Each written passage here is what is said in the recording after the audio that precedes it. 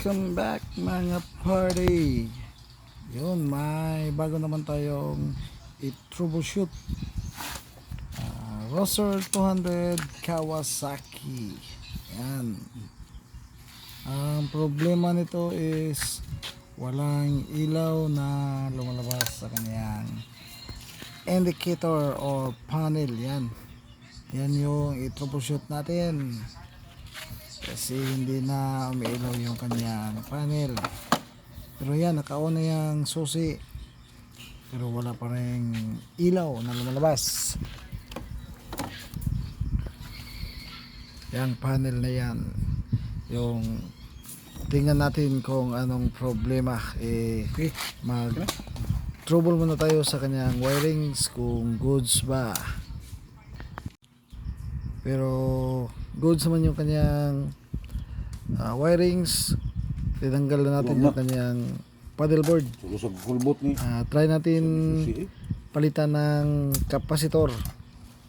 Yan, tinanggal na ng ating mechanic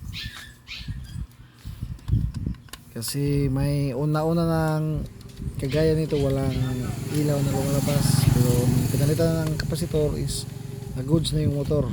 Baka ito rin, baka goods na rin ito pag napalitan natin. Yan yung papalitan natin, yung maliit na kapasitor. Yan yung tinuro ng mechanic natin. Yang maliit na yan.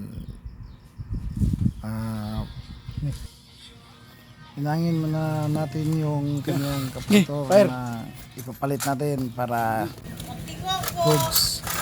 Yan. Hininang na. Tapos na. Yan yung maliit na yan. Yung bago natin pilit.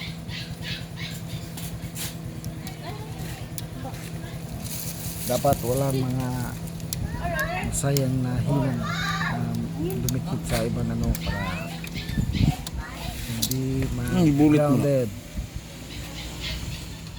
Dapat marunong ka rin huminang. Gaya ito. Master hinang na to mga party. Okay. Try natin.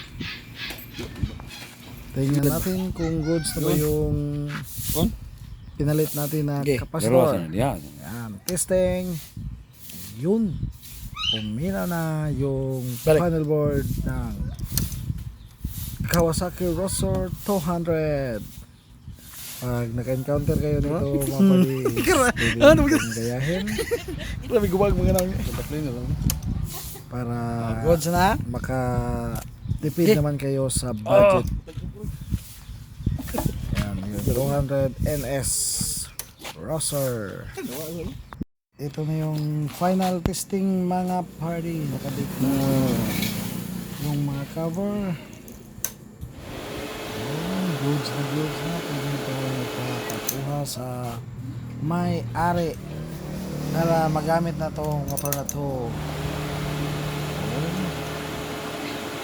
At hanggang dito na lang mga party. Salamat sa panonood at huwag kalimutan mag-subscribe, like at mag-share ng mga video ko para marami pa tayong mga video na gagawin. Alright mga party.